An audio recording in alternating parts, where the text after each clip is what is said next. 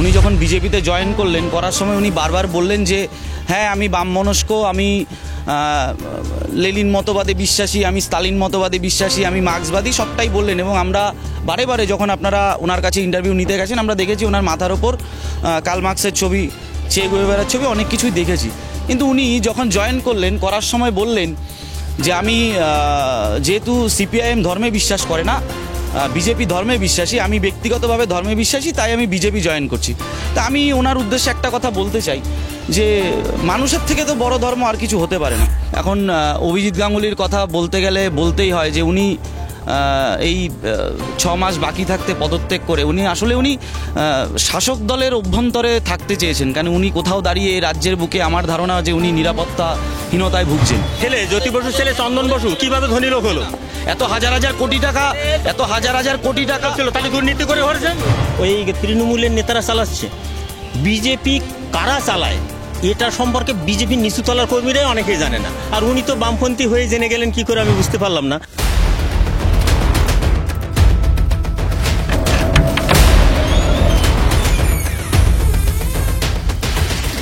নমস্কার, আপনারা দেখছেন রাষ্ট্রীয় টিভি বাংলা। আপনাদের সঙ্গে রয়েছে আমি তমশ্রী।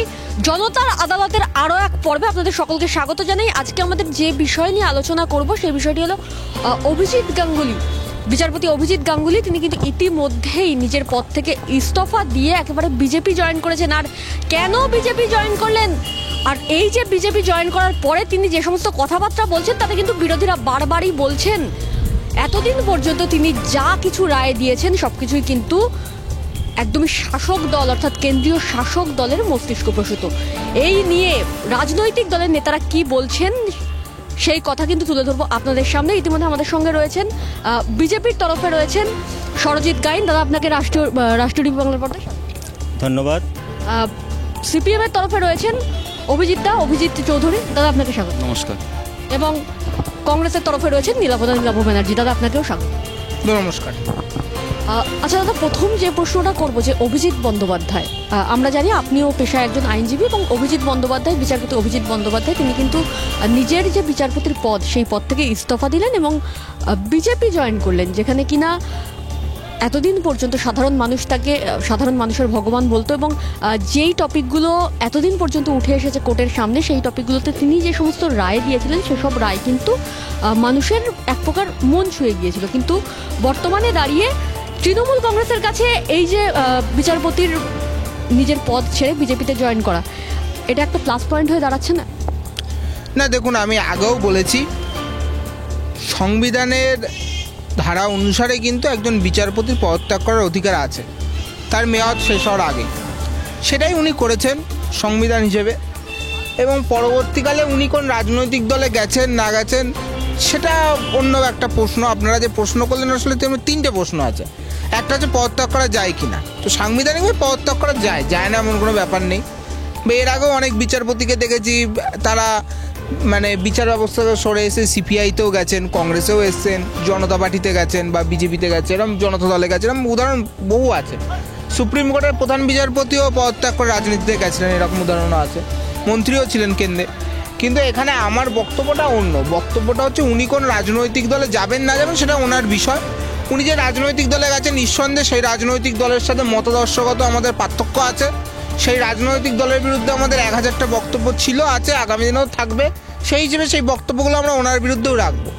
কিন্তু যেটা আপনারা বলছেন রায়দানের বিষয়টা, আমি একজন আইনের জগতের লোক হিসেবে এই কথাটাই বলতে পারি। দেখুন, একজন বিচারপতির রায় কিন্তু আইনের মধ্যে থেকে বলতে হয়, আইনের বাইরে গিয়ে কোনো রায় দিতে পারেন না। আর যদি দেন, বা আমাদের ভারতবর্ষের যা বিচার ব্যবস্থা, তখন একটা মহকুমা কোর্টের রায়ের বিরুদ্ধে চ্যালেঞ্জ করে জেলা কোর্টে আপিল করা যায়, জেলা কোর্টের রায়ের বিরুদ্ধে আপিল করা যায় হাইকোর্টে। সেখানে সিঙ্গেল বেঞ্চে উনি ছিলেন, সিঙ্গেল বেঞ্চেও যদি ওনার রায়কে চ্যালেঞ্জ করে ডিভিশন বেঞ্চে যাওয়া যায়, আবার সেই রায়কে চ্যালেঞ্জ করে কিন্তু একইভাবে সুপ্রিম কোর্টের যাওয়া যায়। সুতরাং ওনার যদি কোনো রায় খারাপ লাগতো এবং সেই ওনার রায়গুলোকে চ্যালেঞ্জ করে সব ক্ষেত্রেই সুপ্রিম কোর্টে বা ডিভিশন বেঞ্চে যাওয়া হয়েছে, আমরা দেখেছি এবং সেটা হয়ও। আমিও নিজে একজন আইনজীবী হিসেবে যদি আমি একটা রায় পাই কোনো কোর্টে, যে এই রায় আমার মনের মতো হবে না, বা আমার মনে হবে যে আমার যিনি ক্লায়েন্ট আছেন বা মক্কেল আছেন তার মনের মতো হচ্ছে না, সেক্ষেত্রে আমিও বলবো, বা আমিও যেটা করতাম, আমি তার ঊর্ধ্বতন কোর্টে আমি আপিল আবার করতাম। সেই হিসেবে ওনার বিরোধী আইনজীবীও করেছিল, যারা বিরোধী পক্ষে ছিলেন। প্রশ্নটা কিন্তু সেটা ছিল না। সেইটাই আমি আপনাকে ভেঙে বলছি, কিন্তু সেই জায়গায় দাঁড়িয়ে যখন যাওয়া হয়েছে দেখলাম বেশিরভাগ রায়তেই কিন্তু উনি যে রায়দান করেছিল সেই রায়দানেই কিন্তু শিলমোহর দিয়েছিল সুপ্রিম কোর্ট বা ডিভিশন বেঞ্চ। সুতরাং এখানে কোনোটাই ভাবার বিষয় নেই যে উনি রায় দিয়েই যদি সব করে দিতে পারত, তাহলে তো বিচারপতি যে বসে থাকে মমতা ব্যানার্জি আর অভিষেক ব্যানার্জিকেই জেলে ঢুকিয়ে দিত। আমি এটা আপনাদের কালকেও বলেছি যে কোর্টে তখনই একটা লোকের বিরুদ্ধে সাজা দেয়া যায়, কারণ আমরা সবাই জানি মমতার অভিষেক চোর, নতুন করে বলার কিছু নেই, সব কটা লোক এখানকার জানে। কিন্তু যতক্ষণ না প্রমাণ না থাকছে ততক্ষণ তাকে সাজা দেওয়া বা গ্রেপ্তার করা যায় না, তাই করা যায়নি। আমরা কিন্তু এতদিন দেখেছি যে বিচারপতি অভিজিৎ গাঙ্গুলি কিন্তু এক প্রকার বাম মনস্ক ছিলেন। সেখান থেকে একজন বিচারপতি তিনি একেবারে বাম পন্থা ছেড়ে একেবারে গিয়ে বিজেপিতে যোগদান করলেন, কি বলবেন? না দেখুন, বাম মনস্ক যে কেউ হতেই পারেন, এখন কথাটা সেটা নয়। উনি যখন বিজেপিতে জয়েন করার সময় উনি বারবার বললেন যে হ্যাঁ আমি বাম মনস্ক, আমি লেনিন মতবাদে বিশ্বাসী, আমি স্টালিন মতবাদে বিশ্বাসী, আমি মার্ক্সবাদী, সবটাই বললেন। এবং আমরা বারে যখন আপনারা ওনার কাছে ইন্টারভিউ নিতে গেছেন আমরা দেখেছি ওনার মাথার ওপর কার্ল মার্ক্সের ছবি, চে গুয়েভারার ছবি, অনেক কিছুই দেখেছি। কিন্তু উনি যখন জয়েন করার সময় বললেন যে আমি যেহেতু সিপিআইএম ধর্মে বিশ্বাস করে না, বিজেপি ধর্মে বিশ্বাসী, আমি ব্যক্তিগতভাবে ধর্মে বিশ্বাসী, তাই আমি বিজেপি জয়েন করছি। তা আমি ওনার উদ্দেশ্যে একটা কথা বলতে চাই যে মানুষের থেকে তো বড় ধর্ম আর কিছু হতে পারে না, মানুষের থেকে বড় ধর্ম আর কিছু হতে পারে না। বামপন্থীরা সবসময় মানব সেবায় নিয়োজিত থাকে, তাই আমি এখানে দাঁড়িয়ে মনে করি মানুষের থেকে বড় ধর্ম আর কিছু হতে পারে না। আপনারা দেখেছেন কোভিডকালে আমাদের রেড ভলেন্টিয়ার্সরা, বামপন্থী ছেলেমেয়েরা, তারা মানব সেবায় যেভাবে নিজেদের নিয়োজিত করেছেন, আমি মনে করি না যে মানে মানব ধর্মের থেকে বড় ধর্ম আর কিছু আছে। এইবার নীলাবদা বলার সময় একটা কথা বলছিলেন যে উনি বিজেপিতে গেছেন, আইনের দিকটা আপনারা বারবার করে জানতে চাইছিলেন। তা আমি বলবো যে উনি বিচারপতি হিসেবে যে রায়গুলো দিয়েছেন সে রায়গুলো আমি অন্তত মনে করি না যে কোনো একটা রাজনৈতিক দলের দৃষ্টিভঙ্গি থেকে উনি সেই রায়টা দিয়েছেন। উনি আইনের ছাত্র, উনি প্র্যাকটিস করেন, উনি আরও ভালো করে জানেন। ব্যাপারটা হচ্ছে একজন বিচারপতি যেখানে দাঁড়িয়ে রায়দান করেন, সওয়াল জবাবের ক্ষেত্রে যদি কারোর পছন্দ না হয় উচ্চতর আদালতে তিনি যেতে পারেন। এবং আমরা এই রাজ্যের বুকে দাঁড়িয়ে এটাও দেখেছি এমন অনেক রায় যেগুলো হাইকোর্টে দাঁড়িয়ে শাসক দলের পছন্দ হয়নি, সেগুলো নিয়ে তারা সুপ্রিম কোর্টে গেছেন এবং সুপ্রিম কোর্টে সেই একই রায় কিন্তু ওনার দেওয়া রায় মানে শাসক দলের বিপক্ষে বহাল রাখা হয়েছে। আচ্ছা, সত্যি কি ধর্মকে সাপোর্ট করেই অভিজিৎ গঙ্গোপাধ্যায় বিজেপি জয়েন করলেন? অ্যাকচুয়ালি ধর্মকে সাপোর্ট করার জন্য বিজেপিতে জয়েন করেননি উনি বিভিন্ন মানবিক দিক দেখেছেন, বিজেপির যে রাষ্ট্রবাদ সেটাকে লক্ষ্য করেছেন। বিজেপি একটা হিন্দুত্ববাদী সমাজতান্ত্রিক পদ্ধতিতে চলে, একাত্ম মানববাদ, এসব বইপত্র নিশ্চয়ই তিনি পড়েছেন। আমাদের মধ্যে যে নীতিতে দলটা চলে, এই নীতিতে অনেক দলের মধ্যে সেটা নেই, তাদের কারো বিদেশি মতবাদ আছে, বিদেশি প্রতিষ্ঠাতা আছে, এসবগুলো সব কিছু লক্ষ্য করার পরে তিনি বিজেপিতে জয়েন করেছেন। বিজেপিতে জয়েন করার জন্যে উনি একটা পার্থক্য দেখিয়েছেন কমিউনিস্টদের সঙ্গে, যে কমিউনিস্টদের মধ্যে ধর্ম নিয়ে নানান মতবাদ আছে, ওরা কখনো ধর্ম নিরপেক্ষ বলে, কখনো ধর্মহীন বলে, ধর্মের বিরোধিতা করে, আবার ধর্ম নিরপেক্ষ কথাটা বললেই তো ধর্মকে সমর্থন করেই বলা হয়, অর্থাৎ সমস্ত ধর্মের অস্তিত্বকে স্বীকার করে তার নিরপেক্ষতাকে সমর্থন করা হয়, বক্তব্য রাখা হয়। কিন্তু ব্যাপারটা ঠিক ওই রকম জায়গায় নয়। উনি উদাহরণস্বরূপ এটা বলেছেন যে উনি বিশ্বাসী হতেই পারেন, যে কোনো মানুষ তার বিশ্বাস রেখে কি মানবিক হতে পারে না? নিশ্চয়ই হতে পারে। সেই জন্য মানব ধর্ম রক্ষার জন্যে এবং রাষ্ট্রভক্তি, রাষ্ট্রবাদের দৃষ্টিভঙ্গিতে উনি বিজেপিতে জয়েন করেন। আপনারা কি সত্যি নীতিবাদে রাজনীতি করেন? নীতি, বামপন্থীদের নীতি নিয়ে কোনো প্রশ্ন উঠতে পারে না কখনো। আমার ধারণা এটা এই রাজ্যের বুকে, দেশের বুকে সমস্ত রাজনৈতিক দল তাদের নীতি নিয়ে বা বামপন্থীদের নীতি নিয়ে বা সিপিআইএমের নীতি নিয়ে কোনো প্রশ্ন তুলতে পারে না। সিপিআইএমের নীতি নিয়ে প্রশ্ন তোলা যায় না বলেই আমরা ওরকমভাবে কাউকে ঝান্ডা ধরিয়ে জয়েন করাতে পারি না। এখন অভিজিৎ গাঙ্গুলির কথা বলতে গেলে বলতেই হয় যে উনি এই 6 মাস বাকি থাকতে পদত্যাগ করে উনি শাসক দলের অভ্যন্তরে থাকতে চেয়েছেন। কেন উনি কোথাও দাঁড়িয়ে এই রাজ্যের বুকে আমার ধারণা যে উনি নিরাপত্তাহীনতায় ভুগছেন। স্বাভাবিকভাবে ওনার পক্ষে তৃণমূলে যাওয়ার কোনো স্কোপ নেই। আর বামপন্থীদের দিকে আসলে তার যে নিরাপত্তা সেটা কতটা কি দিতে পারতো, হয়তো আমার ধারণা উনি জয়েন করার পরে ওনার সাথে কেন্দ্রীয় বাহিনী দিয়ে টিয়ে এখন একটা ব্যবস্থা করা হয়েছে। আসলে উনি আমরা এটা পরবর্তীকালে দেখলাম যে উনি শুভেন্দু অধিকারীর ব্যাপক প্রশংসা করছেন, যে শুভেন্দু অধিকারী একটা সময় তৃণমূলের থেকে বিভিন্ন চুরি জোচ্চুরি করে বিজেপিতে গিয়ে আশ্রয় নিয়েছেন অ্যারেস্ট হওয়ার ভয়ে। উনিও হয়তো কোথাও দাঁড়িয়ে একের পর এক যেভাবে যা রায়দান করেছেন ভাবছেন যে হয়তো কোনো রকম কোনো সমস্যা হয়তো ওনার হতে পারে, সেই জন্য উনি এখন শুভেন্দু অধিকারীকে ধরে রাজ্যের কেন্দ্রের শাসক দলের অভ্যন্তরে থেকে নিজেকে বাঁচানোর জন্য মানে বিজেপিতে নিয়োজিত করেছেন নিজেকে। সত্যি কি যে দলের নেতারা বা সাধারণ মানুষ যখনই ইনসিকিউরিটিতে ভোগে বা তাদের পেছনে কোনো দুর্নীতি থাকে তখনই সে আপনাদের দলে জয়েন করে, অর্থাৎ বিজেপিতে? ওই রকম নাই। যে দলে দুর্নীতিগ্রস্ত টপ লিডাররা থাকে তাদের অনুপ্রেরণায় বলতে পারেন, উৎসাহে বলতে পারেন, তাদের প্রয়োজনে দুর্নীতিগুলো করে। এরকম শাসক দলের বর্তমান তৃণমূল যে দল আছে তাদের শাসক দলে যারাই তদন্তের মুখোমুখি হয়েছে তারা অনেকেই স্বীকার করেছে যে আমরা যে কাজটা করেছি, যে টাকা নিয়েছি বা দুর্নীতি করেছি তার অধিকাংশ স্বীকারোক্তি হচ্ছে আমরা দলের জন্য করেছি। সে নিজে বাঁচতে বলুক আর তদন্তের থেকে রেহাই পাওয়ার জন্য বলুক, কিন্তু আসল কথা হচ্ছে উপরতলার থেকে যদি কোনো চাপ না থাকে, যদি সংশোধন করার কোনো চিন্তাভাবনা না থাকে, তাহলে নিচুতলায় দুর্নীতি থাকবে এবং দলের প্রয়োজনে হোক, ব্যক্তি প্রয়োজনে হোক, তারা দুর্নীতিতে উৎসাহিত হবে। আজ পর্যন্ত তৃণমূল থেকে অনেকেই হয়তো আমাদের দলে এসছেন ঠিকই, ওই দলে দুর্নীতি করেছে, অথচ বিজেপিতে এসে দুর্নীতি করেছে এমন একজনের নাম বলতে পারবেন? যারা তৃণমূলে দুর্নীতি করেছিল, এরকম এসেছিল, তারা আবার ব্যাক করেছে। আর শুভেন্দু অধিকারী যে অপারেশনটা ছিল, স্টিং অপারেশনটা ছিল, সেটার একটা অন্য ব্যাখ্যা আছে। গতকালও যদি আপনাদের দলে কোনো দুর্নীতি না থাকে তাহলে কেন আপনাদের দলে ভাঙন হচ্ছে? কেন কালকে মুকুটমণিবাবুকে আমরা দেখলাম তৃণমূলে জয়েন? যে প্রশ্নটা করেছেন, মুকুটমণিবাবু ওখানে প্রার্থী হতে চেয়েছিলেন লোকসভায়। আপনারা জানেন যে কোনো এলাকায় লোকসভার একটা বিরাট এলাকা নিয়ে ৬-৭টা বিধানসভা নিয়ে লোকসভা থাকে, সেখানে অনেক যোগ্য নেতা, অনেক দাবিদার থাকতেই পারে। যেহেতু বিজেপি খুব দ্রুত সংখ্যায় বেড়েছে, সেখানে নেতৃত্বের সংখ্যাও বেড়েছে, দাবিদার থাকতেই পারে। কিন্তু আগে যিনি যোগ্যতম ছিলেন, জিতেছিলেন, এবারও তাকে প্রার্থী করা হয়েছে।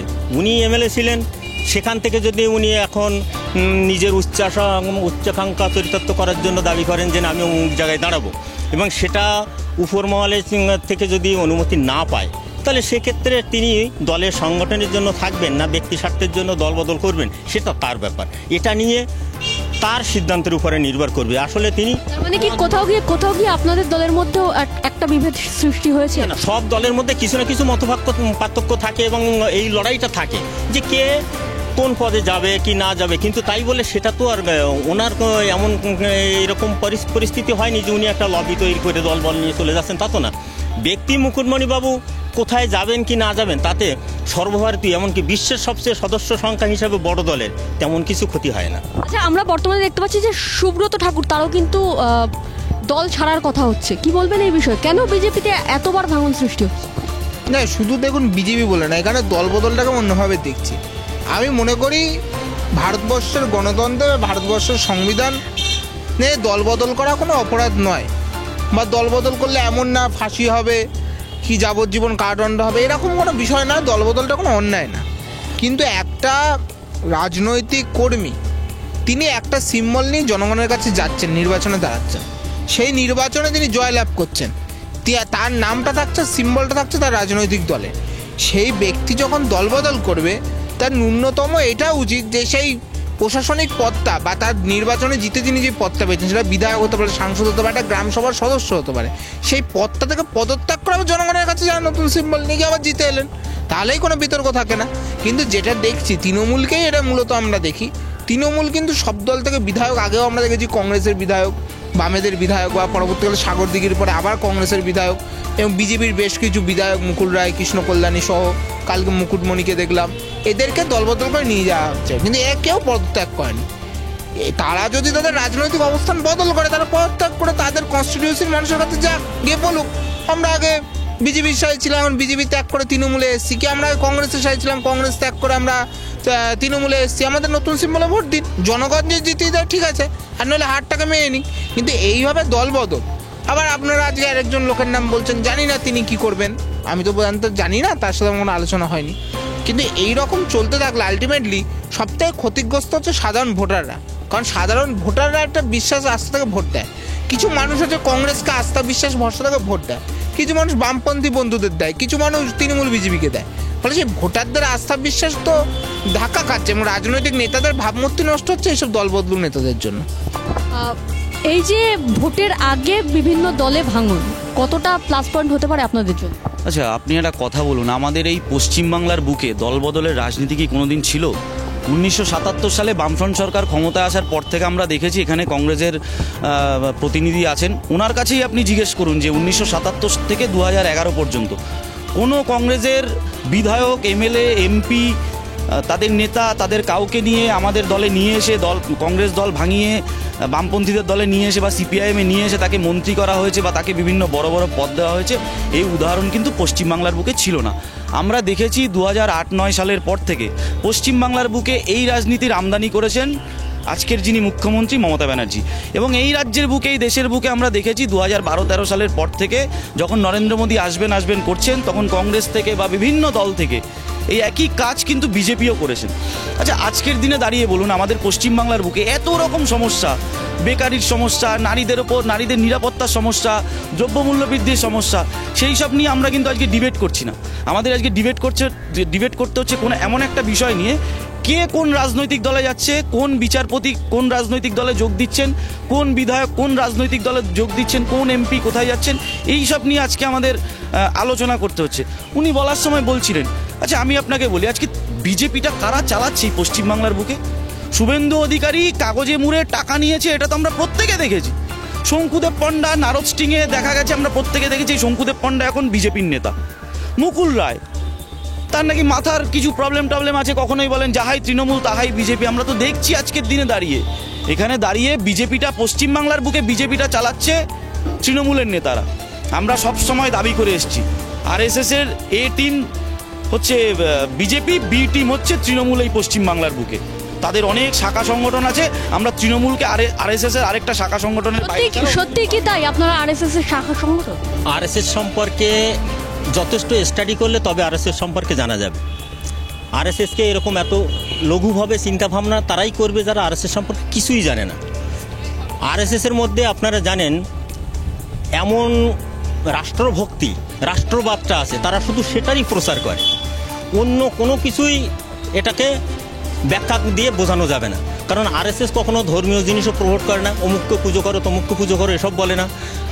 এবং ওদের তরফ থেকে কোনো রাজনৈতিক কোনো মতবাদই করা হয় না, এবং ওদের কোনো সদস্যকে আসতে দেয় না আমাদের কোনো মিছিল মিটিংয়ে। আপনাদের কোনো ধারণাই নেই আরএসএস সম্পর্কে। আরএসএস একটা বৃহত্তর সংগঠন এবং তারা প্রচারমূলক সংগঠন, এবং এদের নীতি রীতিনীতি এগুলো বুঝতে গেলে আরএসএসের যথেষ্ট স্টাডি করা দরকার। আর উনি যেটা বলছেন যে ওই তৃণমূলের নেতারা চালাচ্ছে, বিজেপি কারা চালায় এটা সম্পর্কে বিজেপির নিচুতলার কর্মীরাই অনেকেই জানে না। আর উনি তো বামপন্থী হয়ে জেনে গেলেন কি করে আমি বুঝতে পারলাম না। আসলে কি বলবেন দাদা, কি বলবেন দাদা? ফিরবো আপনার সব থেকে বড় কথা হচ্ছে, আমরা বারে বারে একটাই কথা বলি, ভারতবর্ষের স্বাধীনতা সংগ্রামে আরএসএস এর ভূমিকা কি, এই ব্যাখ্যাটা ওনারা করে দিন। আমাদের আর অন্য কিছু দরকার নেই। ভারতবর্ষের স্বাধীনতা সংগ্রামে আরএসএস এর কি ভূমিকা আছে এই ব্যাখ্যাটা ওনারা করে দিন। আর দ্বিতীয় যে প্রশ্নটা, ওনাকে যখন আমি বারবার করে বলছি যে এই রাজ্যের বুকে দাঁড়িয়ে তৃণমূল বিজেপিটা চালাচ্ছে তৃণমূলের লোকেরাই, উনি সেটা বুঝতে পারছেন না। আজকে বলুন মুকুল রায়, অর্জুন সিং, শুভেন্দু অধিকারী, শঙ্কুদেব পণ্ডা, এই কয়েকদিন আগে যাদের আপনারা জয়েন করালেন, তাপস রায়, খুব সম্ভবত পশ্চিমবঙ্গ বিধানসভার কিছু একটা পদে টদেও ছিলেন উনি। তো এরা কারা বিজেপিটা চালাচ্ছে? আপনারা আজকে এই পশ্চিমবাংলার বুকে যে দলবদলগুলো হচ্ছে, বিজেপি কি করবে না করবে, কোন দিকে যাবে, কাকে দেখতে পাই আমরা? এই শুভেন্দু অধিকারীকেই তো দেখতে পাই। কে এই শুভেন্দু অধিকারী? সিঙ্গুর নন্দীগ্রামের নাশকতামূলক আক্রমণ থেকে শুরু করে সেই সময় সরকারের বিরুদ্ধে বিভিন্ন রকম কাজকর্ম করা, এই মমতা ব্যানার্জির সাথে থেকেই আমরা দেখেছি শুভেন্দু অধিকারীকে এই কাজ করতে। আজকে শুভেন্দু অধিকারী বড় বড় কথা বলছেন, এ রাজ্যের বুকে শিল্প কলকারখানা নিয়ে শুভেন্দু অধিকারী বড় বড় কথা বলেন, অথচ এই সিঙ্গুর নন্দীগ্রাম আন্দোলনের সময় যখন বুদ্ধদেব ভট্টাচার্য এই রাজ্যের বুকে দাঁড়িয়ে তার স্বপ্নের প্রজেক্টগুলো তৈরি করতে যাচ্ছিলেন, এই শুভেন্দু অধিকারী মমতা ব্যানার্জিকে সাথে নিয়ে সেই স্বপ্নগুলোকে ভেঙে চুরমার করে দিয়েছেন। আজকে শুভেন্দু অধিকারী, দলবদলু শুভেন্দু অধিকারী বড় বড় কথা বলছেন। অ্যাকচুয়ালি উনি যেটা বলছেন, বিজেপির ওই শুভেন্দু অধিকারী বা অন্য যাদের নাম বললেন, বিজেপিটা তারা চালায় না। যারা চালায় তাদের মানে নির্দেশ মতো এনারা চলেন, কিন্তু এইটা কারা চলে সেইটা নিয়ে ওনার কোনো ধারণা নেই। আমাদের অর্গানাইজিং সেক্রেটারির নাম উনি জানেন? কিভাবে আমাদের কর্মপদ্ধতি নির্দিষ্ট হয়, কারা কিভাবে আমাদের প্রার্থী সংগঠনে কাজকর্ম কে কিভাবে নির্দিষ্ট করে জানেন না। ওনার যেটা আন্দাজের উপরে, ওনাদের তো একটাই প্রচার যে তৃণমূলের সাথে কিছু একটা দিয়ে বলেই, তাছাড়া তৃণমূল বিজেপির ওনারা আর কোনো দোষ ত্রুটি খুঁজে পান না, এটাই ধন্যবাদ। কারণ তার মানে কোনো প্রচার নয়। আপনাদের? আপনি দেখুন, এই কয়েকদিন আগেও দেখছিলাম বেশ কিছু কেন্দ্রে বিজেপি প্রার্থী দেওয়ার পরেও সেগুলো আবার বদল করতে হচ্ছে, কারণ এই প্রার্থী দিতে গিয়েও ওদের অনেক রকম সমস্যার সৃষ্টি হচ্ছে। উনি বিভিন্ন ওনাদের যারা পদে আছেন, কে কি পদে আছেন সেটা আপনাদের ব্যক্তিগত ব্যাপার, কিন্তু সমস্যা যেটা হচ্ছে সেটা হচ্ছে শুভেন্দু অধিকারীর 42টা প্রার্থী, সুকান্ত মজুমদারের 42টা প্রার্থী, RSS এর 42টা প্রার্থী, তার সাথে বিজেপির 42টা প্রার্থী। ওনাদের যারা একটু বড় জায়গায় আছেন, বড় পদে রয়েছেন, তাদের এক একজনের এক এক জায়গায় এক এক রকমের প্রার্থী। তা স্বাভাবিকভাবে এক জায়গায় প্রার্থী দিয়ে আবার সেটা বদল করতে হচ্ছে। কোথাও গিয়ে শুভেন্দু অধিকারীর ব্যক্তিগত কোনো লোককে হয়তো সেখানে প্রার্থী করছে, সুকান্ত মজুমদার খেপে যাচ্ছেন, আবার কোথাও দাঁড়িয়ে রাহুল সিনহারা খেপে যাচ্ছেন। বিজেপির একটু পুরোনো দিনের যারা রিতেশ তিওয়ারি ফিওয়ারি যারা ছিলেন তাদেরকে তো দেখাই যায় না কোনো এই প্রসঙ্গে আপনাকে আরেকটি কথা জিজ্ঞেস করবো যে আমরা সম্প্রতি এই কাছারি ময়দানেই যে মোদিজির যে সভা দেখলাম, সেখানে আমরা দেখতে পেলাম যে কৌস্তব বাগচি তিনি কিনা ভিআইপি গেটে প্রবেশ করলেন, তবে মঞ্চ পর্যন্ত গেলেন না বা ভিআইপি গ্যালারিতে গেলেন না। কোনোভাবে কি দলের মধ্যে আবারও সংঘর্ষ তৈরি হচ্ছে? এটা দলের মধ্যে সংঘর্ষের প্রশ্ন নয়, এটা দলের নিয়মের প্রশ্ন। ওই দিন আরও খেয়াল করে দেখবেন কোনো বড় নেতা রাজ্যের কেউ বক্তব্য রাখেনি, কারণ ওই দিনের মিটিংটা ছিল মোদিজির নেতৃত্বে এবং সংগঠিত করবে সমস্ত মহিলাদের প্রাধান্য দিয়ে একেবারে বক্তা থেকে শুরু করে ভলেন্টিয়ার পর্যন্ত, এবং সামনের সারিতে যে সমস্ত দর্শকরা থাকবেন বা শ্রোতারা থাকবেন তারাও মহিলারাই থাকবেন। এটাই ছিল মূল আমাদের এই মিটিংয়ের থিম যেটা বলতে পারেন। সেই জন্য ওখানে পুরুষদের সর্বশেষে ঢোকানো হয়েছিল, ভলেন্টিয়ার হিসেবেও তাদেরকে মহিলাদের মধ্যে যেতে দেওয়া হয়নি। এবং আপনি দেখেন শুভেন্দু বা সুকান্তদা এরা কেউ ওখানে বক্তব্য রাখেনি। লকেট দি এবং অন্য যারা নেতৃত্ববৃন্দ ছিল মহিলারা, তারাই এটাকে সমস্ত সব কিছুই মেনটেন করেছেন। এটা লক্ষ্য করলে বুঝতে পারবেন এটা ছিল থিমটা, এটা যেহেতু সন্দেশখালীতে মহিলাদের উপর অত্যাচার হয়েছে সেটাকে ফোকাস। সেক্ষেত্রে কৌস্তব বাগচির কাছে কি সেরকম কোনো তথ্য ছিল না যার জন্য উনি তো সবে জয়েন করেছেন দলে। কৌস্তব বাগচি নোরাউট তিনি কংগ্রেসে ছিলেন, আমাদের দলে এসছেন বলে তাই নয়। কৌস্তব বাগচি নেতা হিসেবে আমার জ্ঞানে যতদূর জানি তিনি একটা ক্লিন ইমেজের ছেলে নেতা, কংগ্রেসে ছিলেন। কংগ্রেসের সাথে তার মতবিরোধ কি হয়েছে না হয়েছে আমার অতটা ডিটেল জানা নেই, তবে তিনি যেটা বলেছেন বিজেপির নেতৃত্বের কাছে এসছেন, তার মানে বিজেপির নেতৃত্বে তিনি এখানে বিজেপি পার্টিটা করে তিনি আগামী দিনে রাজনীতি করতে চান। তার মানে বিজেপির মধ্যে নিশ্চয়ই তার মতো আইনজ্ঞ দূরদৃষ্টি সম্পন্ন একটা ছেলে, সুবক্তা, তার চিন্তাভাবনা যথেষ্ট স্বচ্ছ, তিনি নিশ্চয়ই ভালো ভেবেই বিজেপিতে এসছেন, তা না হলে অন্য কোনো দলে যেতে পারতেন। কমিউনিস্টদের দলে লোক যায় না তাই ওরা এখনো পর্যন্ত স্বচ্ছ আছে, হ্যাঁ, এবং পরিষ্কার মনে হচ্ছে। যদি ঝেঁপে লোক যেতে শুরু করতো তাহলে কমিউনিস্টরা কিভাবে বাছাই করতো সেটা আলাদা কথা। কারণ কি নেওয়ার কোনো প্রশ্নই নেই, শেষ করে নি, নেওয়ার কোনো প্রশ্নই নেই। বামপন্থী দলে ওইভাবে করা যায় না, করা যায় না। আমাদের দলে ওরকম ভাবে আমাদের দল যখন ক্ষমতায় ছিল তারপরে 77 সালে বামপন্থীরাই আসছে। এর আগে ওরা কি এই বিশাল বড় যে 34 বছর ধরে সরকার চালিয়েছে এই সদস্য সব কি বাংলার বাইরের থেকে এনেছে? তারাই তো বামপন্থী দলে এটা কখনোই করা যায় না। সিপিআইএম এ সদস্য হতে গেলে কনভার্টেড হয়েছে। সিপিআইএম এ সদস্য হতে গেলে প্রথমে লোকের নাম বলে দিতে পারে যারা কংগ্রেস থেকে কমিউনিস্ট হয়ে তিনটে ধাপ পার করে তারপরে এই জায়গায় পার করতে হয়। ওভাবে তারাই চেঞ্জ হয়ে এসছে। এদের মধ্যে শুধু চেঞ্জটা নরেন্দ্র মোদীর মঞ্চে দেখা যাচ্ছিল, একটাই হয়েছে, এরা মঞ্চে দেখা যাচ্ছিল কারা তৃণমূল কারা বিজেপি, আর এরা বক্তব্য রাখছেন তৃণমূলের। ফিরবো। সত্যি কি আপনার 3-4 জন লোককে নিয়ে দল চালাতে? না, আমি জানি না উনি কি বলতে চাইলেন। দেখুন, একটা জিনিস এখানে যে দলবদল নিয়ে প্রসঙ্গ শুনছিলাম, একটা জিনিস আমি নিজেও মানছি। দেখুন, কংগ্রেস, বিজেপি বা তৃণমূল এই সমস্ত দলে সাধারণত দেখি যোগদান হয়, আমরাও বহু লোককে যোগদান করাই, কিন্তু বামপন্থী দলে সাধারণত নেতৃত্বের জায়গায় আমরা দেখি লিটারাল এন্ট্রি হয় না, এটা মানতে হবে, অন্যদের দলে হয় না। হ্যাঁ, এবার নিচুতলার লোকজন যেখানে ক্ষমতায় যে পার্টি থাকবে সেখানে নিচুতলার মানুষ স্রোতে আসে, আর একটা মিছিল বা মিটিং হলে যখন হাজার হাজার লোকের মিছিল হয়, কে মিছিলে হাঁটবে না হাঁটবে নিয়ন্ত্রণে রাখা যায় না। কিন্তু দলীয় পদ বা দলীয় টিকিট সাধারণত আমরা দেখিনি যে বামপন্থীরা অন্য কাউকে দলবদল করেছে, কারণ বামপন্থীদের সময় আমরা পশ্চিমবঙ্গের বহু জায়গায় পৌর ভোট চালিয়েছি, বিধানসভা বিধায়ক ছিল, আমাদের সাংসদ ছিল, কেন্দ্রীয় মন্ত্রী ছিল, পঞ্চায়েত সদস্য ছিল। আমরা কোনোদিন এটা দেখিনি যে বামপন্থীরা একটা panchayat member, councillor, MLA, MP ছেড়ে দিলাম, একটা কলেজের সিআরকেও দলবদল করেছে। এটা আমরা দেখেছি, বামপন্থীরা করেনি। বামপন্থীদের বিরুদ্ধে তখন আমাদের লড়াই ছিল, ইস্যুভিত্তিক লড়াই ছিল নিঃসন্দেহে, কিন্তু বামপন্থীদের কোনোদিন কংগ্রেসের দল ভাঙাতে আমরা দেখি, এটা নিঃসন্দেহে মানতে হবে। কলেজ ইউনিয়নও ছিল তো সেই সময়। আমি সদ্য ছাত্র রাজনীতিটা ছেড়েছি। দেখবেন এখন কোনো স্কুল কলেজ বা কোনো কলেজে, স্কুলের গভর্নিং বডি তো ছেড়েই দিন, সব শাসক দলের লোকজনদের বসানো, কলেজে পর্যন্ত খুব বেশি দূরে আপনাকে যেতে হবে না। আমাদের মধ্যমগ্রাম বিবেকানন্দ কলেজ আর এই নিউ ব্যারাকপুর এপিসি কলেজ, এই এপিসি কলেজে কয়েকদিন আগে সামান্য কয়েকটা রিক্রুটমেন্টের জন্য তৃণমূলের 7-8টা গোষ্ঠীর মধ্যে মারামারি, ক্যাজুয়ালে 7 থেকে 8টা লোক নেবে, প্রিন্সিপালের ওপর গিয়ে প্রেশার ক্রিয়েট করা হচ্ছে। অমুক নেতা এসে বলছেন আমার লোক নেওয়া হবে, তমুক নেতা এসে বলছেন আমার লোক নেওয়া হবে। আমি বলছি, দাদা বলার সময় বলছিলেন কংগ্রেসের এরকম ছাত্র পরিষদের এরকম একাধিক, বা তৃণমূল ছাত্র পরিষদেরও অনেক ছাত্র সংসদ ছিল যেগুলো আমাদের সময়কার থাকাকালীন তারা চালিয়েছেন, কিন্তু আজকের দিনে দাঁড়িয়ে আমরা দেখতে পাচ্ছি পশ্চিমবাংলার কোনো কলেজে ছাত্র পরিষদ বা এসএফআই বা এআইএসবি অন্যান্য সমস্ত বিরোধী ছাত্র সংগঠন, তারা কলেজের অভ্যন্তরে গেটের কাছে গেলে তাদের উপর যে হামলা আক্রমণ নামিয়ে আনা হয়, তো এই কালচার তো পশ্চিমবাংলার বুকে চালু করেছেন ওনারা। এই যদি বামপন্থীদের সময় যদি এই পলিসি থাকতো, এই পলিসি যদি আমরা অ্যাপ্লাই করতাম, তাহলে এই রাজ্যের বুকে কোনো বিরোধী এমএলএ, এমপি, পঞ্চায়েত সদস্য, পঞ্চায়েত মেম্বার বা কোনো পঞ্চায়েতের বোর্ড, পৌরসভা, এই মধ্যমগ্রাম পৌরসভা, আজকে যিনি রাজ্যের খাদ্যমন্ত্রী তিনি বামেদের সময়কার দুবারের ছিলেন, পৌরপ্রধান ছিলেন। কি করেছিলেন? আমরা যদি মনে করতাম ওই পৌরসভা আমরা রাখতে দেব না, হতো না। কোথাও গিয়ে কি এই যে দল বদলের যে রাজনীতি, সেই রাজনীতি একমাত্র তৃণমূল এবং বিজেপিতেই হয়ে থাকে?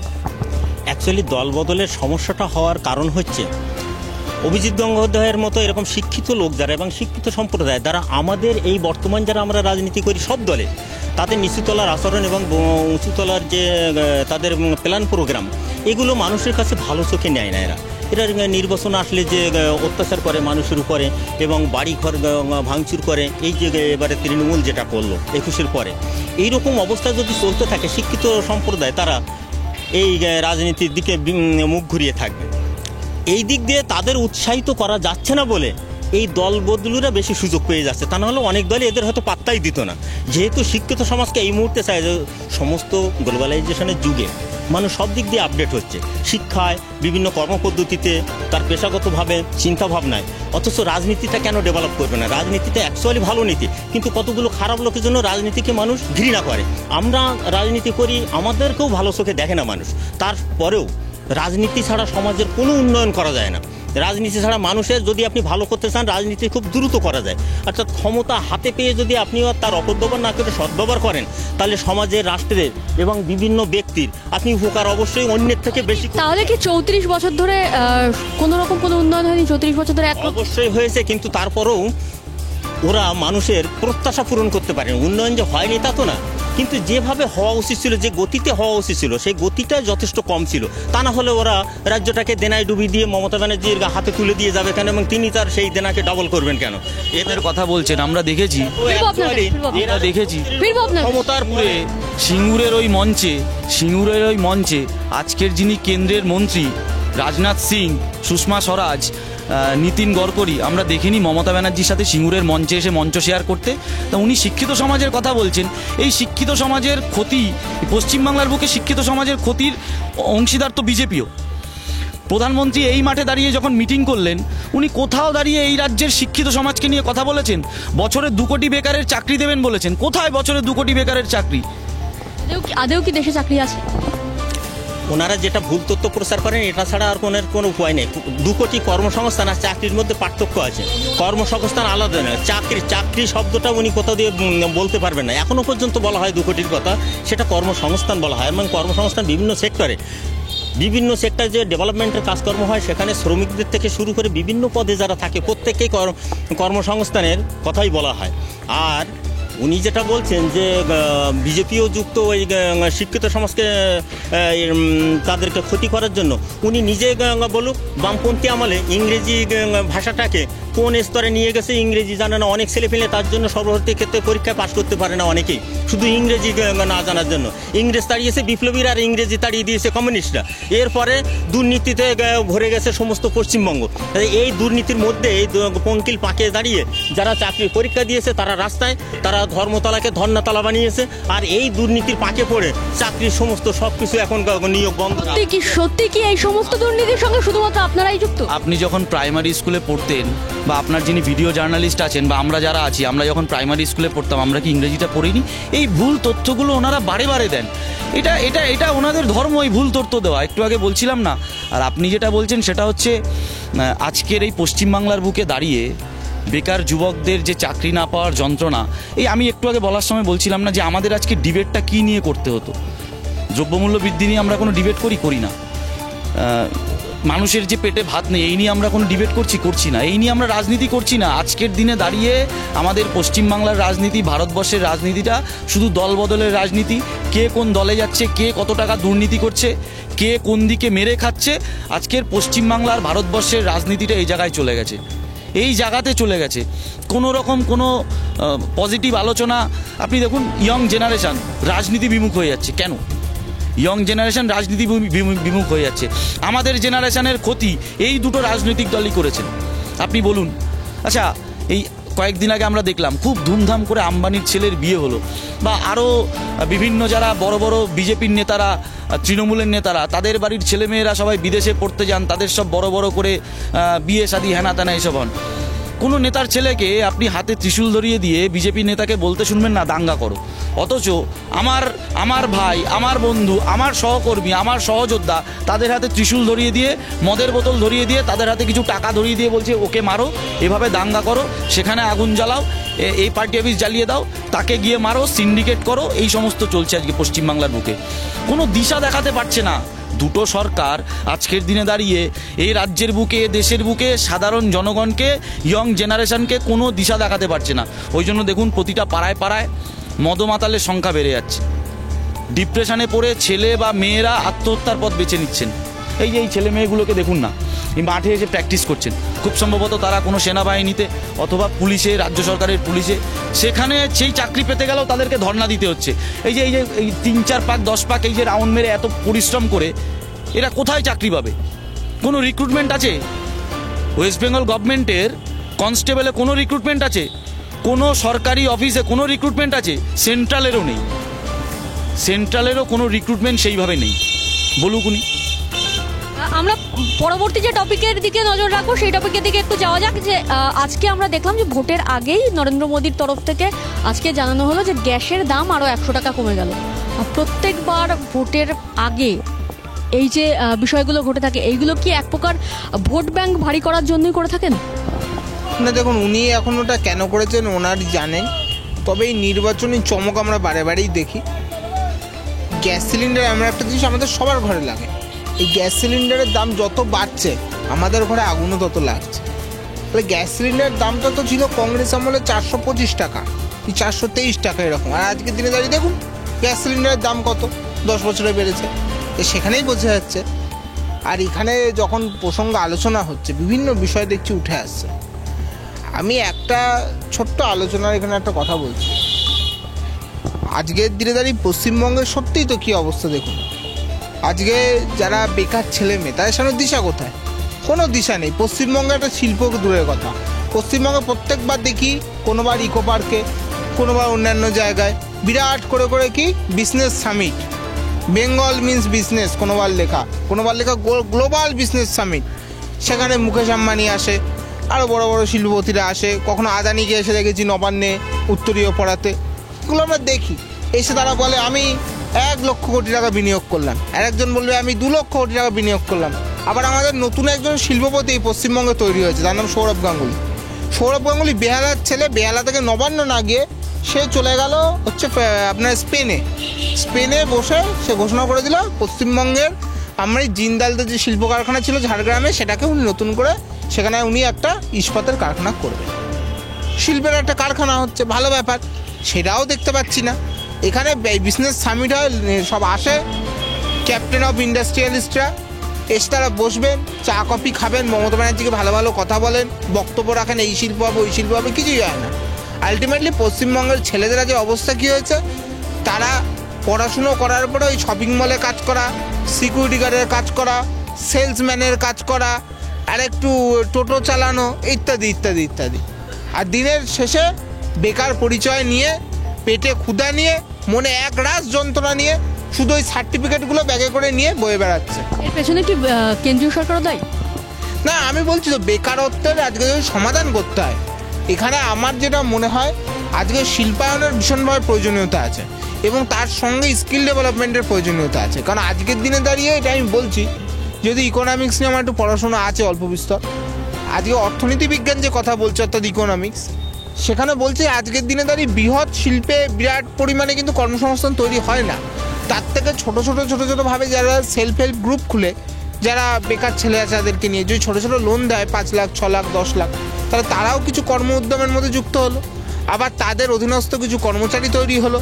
হবে এইভাবেই বাংলার যে কর্মসংস্থান তৈরি করতে হবে সারা দেশে তৈরি করতে হবে। আমরা প্রায়ই প্রধানমন্ত্রীর মুখে শুনে থাকি কর্মসংস্থানের কথা, কিন্তু এত লোক বেকার, কোথায় কর্মসংস্থান? লোক যত বেকার সংখ্যা শুধু তো কেন্দ্রের উপর বর্তায় না, আর এতগুলো রাজ্য আছে, রাজ্য সরকারদের উপরে বর্তায়। তবু আমি কেন্দ্রে, যেহেতু আমাদের সরকার আছে, আমি কেন্দ্রের বিষয় নিয়ে বলবো যে কেন্দ্রে যে ডেভেলপমেন্টের কাজগুলো হয় সেই সমস্ত ক্ষেত্রগুলোকে চেষ্টা করা হচ্ছে যে যাতে আরও বেশি লোককে সেই কাজের সাথে সরকারি কাজে যুক্ত করা যায়।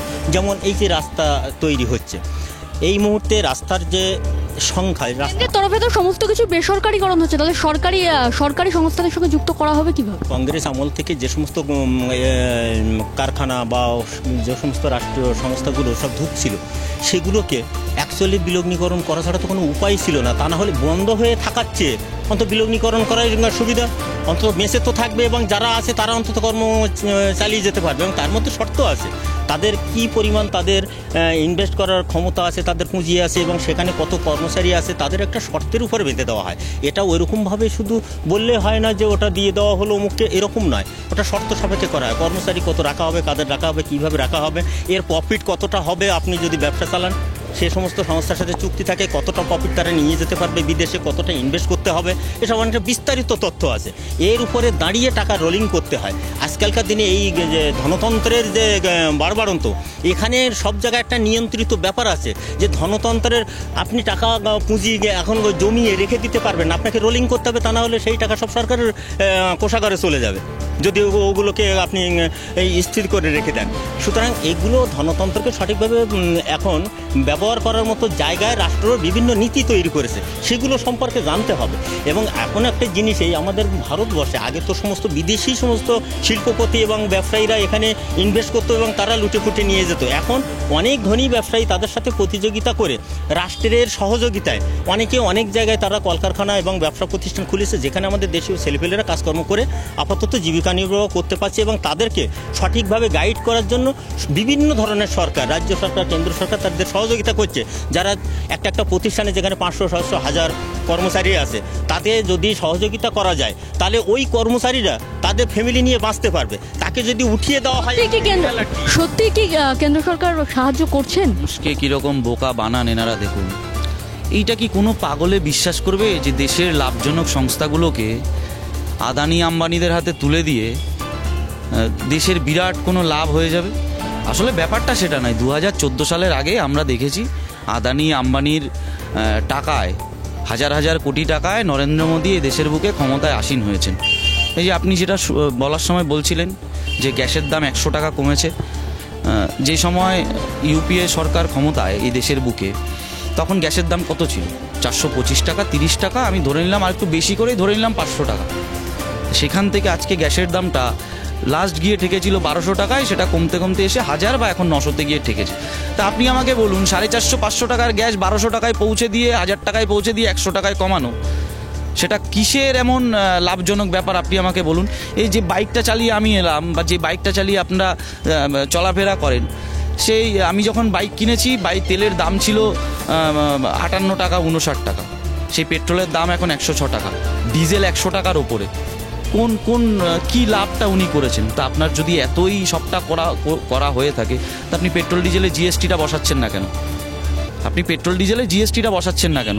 আজকে আমরা যত টাকায় বাজার থেকে গিয়ে শাকসবজি, আলু, মূলো এসব কিনে খেতে হয়, কত টাকা কি ছিল আর এখন কত টাকায় কিসে এসে ঠেকেছে, এটা ওনারা বলুন। আর এই দেশের বুকে যদি আপনি শিল্প সংস্থানের কথা বলেন, সমস্ত লাভজনক সংস্থাগুলো আবারও বলছি আদানি আম্বানিদের হাতে দিয়ে দেওয়া হচ্ছে। কারণ নরেন্দ্র মোদী এটা জানেন, ওনারা দেখবেন বিজেপি নেতারা বিজেপি সরকার এটা কিন্তু কোথাও বলে না, ওনারা কি বলে মোদী সরকার। ওই ওয়ান ম্যান আর্মি সব জায়গাতেই ওনাকেই প্রমোট করার একটা যে চেষ্টা, আদানি আম্বানিরা এটা ভালো করেই জানেন যে নরেন্দ্র মোদীকে যদি ওই জায়গায় রাখা যায় তাহলে আমার ব্যবসাটা তরতর করে বাড়বে।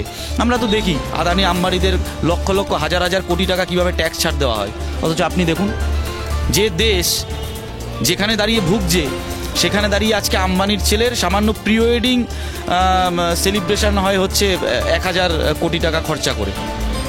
1000 কোটি টাকা খরচা করে যার ছেলের প্রি ওয়েডিং অনুষ্ঠান সেলিব্রেট হয়, তো সেখানে দাঁড়িয়ে আপনার মনে হয় যে সেই দেশের আর কিছু হবে? আর তারা তো হাতে ধরে একজন প্রধানমন্ত্রী এ দেশের বুকে নিয়োগ করেছেন, তা তাদের পাপেট প্রধানমন্ত্রী, তারা যা বলে দেবেন, আদানি আম্বানিরা যা বলে দেবেন উনি সেটাই করবেন। কি প্রধানমন্ত্রী পাপেট? ওনাদের মনে হয়েছে, কারণ ওনাদের ধারণা যে বিজেপি ক্ষমতায় আসার আগে আম্বানি আদানি এরা সব বিপিএল তালিকায় ছিল, বিজেপি ক্ষমতায় আসার পরে ওরা হঠাৎ করে ফুলে ফেঁপে ধনী হয়েছে।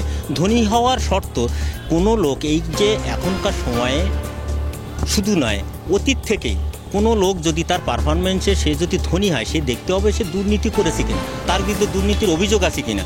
কংগ্রেস এর আগে সরকার চালিয়েছে, এদের কাউকে গ্রেপ্তার করেছিল যে দুর্নীতি হয়েছে? হয়নি। একই ধারায় তারা এখানে তাদের ব্যবসা চালিয়ে তারা যদি ধনী হয়, যেখানে আপনি তার স্বাধীন পারফরমেন্সের উপরে আপনি হস্তক্ষেপ করতে পারেন। আর কোনো লাভজনক ব্যবসা কখনো বিলগ্নীকরণ হয় না, ওনার জানা নেই, তাই উনি ভুলভাল বলছেন। সব যেগুলো লসে চলে সেগুলোকে, এয়ারপোর্টগুলো কাদের দিয়ে দেওয়া হচ্ছে, রেল স্টেশনগুলো কাদের দিয়ে দেওয়া হচ্ছে?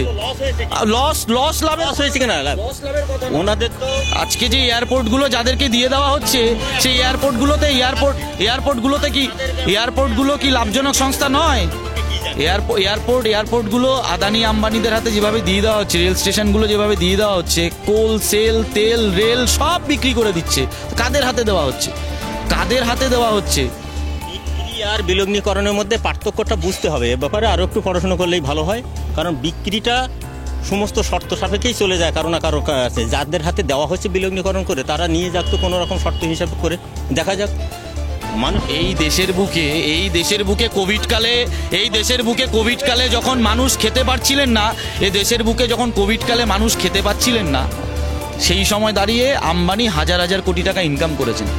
কোভিডকালে যখন মানুষ খাদ্যের অভাবে ভুগছিলেন, কি করবেন দিশাহারা ছিলেন, তখন আদানিরা লক্ষ লক্ষ হাজার হাজার কোটি টাকা ইনকাম করেছেন এই কোভিডকালে। তো এই আদানি আম্বানিরা নরেন্দ্র মোদীর সাথে মিলেমিশে এই দেশ চালাবেন, তাদের কথা আমাদের শুনতে হবে। ওনারা যখন কংগ্রেসের সাথে জোটের সরকারে ছিলেন, তখন আদানি আম্বানির বিরুদ্ধে ব্যবস্থা নেননি কেন? ওনারা কেন ছিলেন? ক্ষমতায় থাকাকালীন কংগ্রেস আদানি আম্বানিদের এত লক্ষ হাজার কোটি টাকা কিন্তু ছাড় দেননি। একটু নিরাপদার কাছে যাবো। সত্যি কি যখন কংগ্রেস ক্ষমতায় ছিল তখন আদানি আম্বানির দুর্নীতি ছিল এবং আপনারা সেই দুর্নীতি দেখেও চোখ বন্ধ করে থেকেছেন?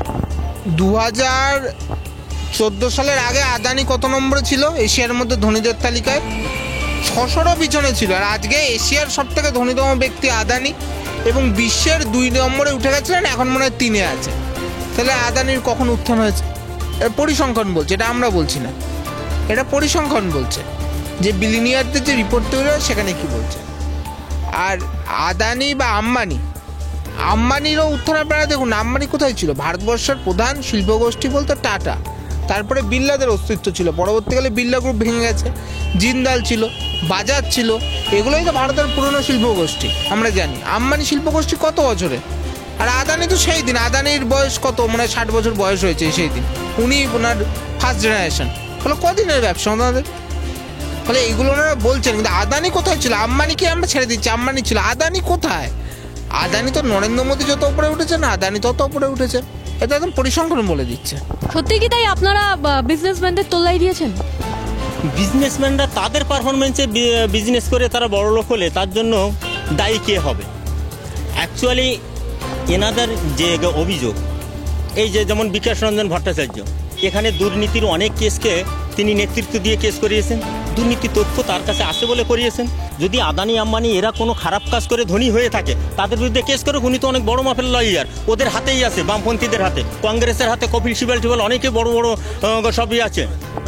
সে যাই হোক, আরও তো আছে অভিষেক মনু সিংভি বা আরও অনেক বড় বড় লয়ার আছে, তারা কেস করুক যে এই দুর্নীতি আছে, তারপরেও কেন্দ্র সরকার এদের কেন ব্যবস্থা নিচ্ছে না, কেসটা আগে করুক। যে তাই এই দেশের বুকে এত কিছু আছে, ললিত মোদি, মেহুল চোকসি, তারা বিভিন্ন ব্যাংকের টাকা থাকলে ব্যাংকের টাকা এই কিংফিশারের হচ্ছে যখন বামপন্থীরা এখানে বিজয় মালিয়া এত হাজার হাজার কোটি টাকা এই দেশ থেকে, ভারতবর্ষ থেকে মেরে পালিয়ে গেছেন। তা কেন ললিত মোদি, মেহুল চোকসি আরো যারা পালিয়ে টালিয়ে গেলেন, ছেলে জ্যোতি বসুর ছেলে চন্দন বসু কিভাবে ধনী লোক হলো? এত হাজার হাজার কোটি টাকা ছিল, তাহলে দুর্নীতি করে হয়েছেন কিভাবে হলো? ছেলে চন্দন বসু, জ্যোতি বসুর ছেলে চন্দন বসুই থেকে থাকে, তার বিরুদ্ধে আপনারা কেস করে ডিসিবিআই লাগান। আজকে 34 বছরে আপনার পাল্টাও উত্তরটাই দিচ্ছি যে সে লোককে দুর্নীতি করে হয়েছে। ধরুন না চন্দন বসুকে, কেন ধরছেন না? বামপন্থী আমলেই তো হয়েছে। সুপ্রিম কোর্টে, হাইকোর্টে চন্দন বসুর নামে একটা কেস করে তাকে অ্যারেস্ট করুন। আমরা বলছি বামপন্থীরা কখনোই আটকাবে না। আজকের দিনে দাঁড়িয়ে পশ্চিমবাংলার বুকে ইডি, সিবিআই এত রকম দুর্নীতি যেভাবে যা ধরছে, কোনোটাতে বিজেপির এক অংশের স্যাক্রিফাইস নেই, সবটা ম্যাক্সিমামটাই বিকাশ রঞ্জন ভট্টাচার্য তার নিজের উদ্যোগে, তার সাথে কংগ্রেসের আজকে যে কৌস্তব বাগচি বিজেপিতে চলে গেছেন ঠিকই, এই কৌস্তব বাগচিও এমন অনেক কেস আছে যিনি পিটিশন ফাইল করেছেন। দাদা আইনের ছাত্র, আরো ভালো বলতে পারবেন। আমি বিকাশ রঞ্জন ভট্টাচার্যকে ব্যক্তিগতভাবে চিনি। এই বিকাশ রঞ্জন ভট্টাচার্য যে কেসগুলো মুভ করেছেন, উনি আজকে যে জায়গায় এই তৃণমূলের দুর্নীতির বিরুদ্ধে এই রাজ্যের বুকে দাঁড়িয়ে উনি যে জায়গায় নিয়ে গেছেন, তার পরিপ্রেক্ষিতে দাঁড়িয়ে আজকে তৃণমূলের নেতারা এতজন ধরা পড়ছেন। এই শাহজাহানকে নিয়ে শুভেন্দু অধিকারী আজকে বড় বড় কথা বলছেন। এই শাহজাহানের সাথে শুভেন্দু অধিকারীর যে জায়গা তৈরি হয়েছিল, সেই শাহজাহানকে এখন অস্বীকার করছেন শুভেন্দু অধিকারী। হ্যাঁ, এখন এটা উনি বলতে পারেন যে শাহজাহান কাদের প্রোডাক্ট, আমি বলছি শাহজাহান বামপন্থীদের প্রোডাক্ট। কিন্তু শাহজাহান যখন বামপন্থী দলে ছিলেন, শাহজাহান ওইখানেই ছিলেন, তার এই বারবারন্ত হয়নি। শাহজাহান একজন বামপন্থী কর্মী হিসাবে ছিলেন।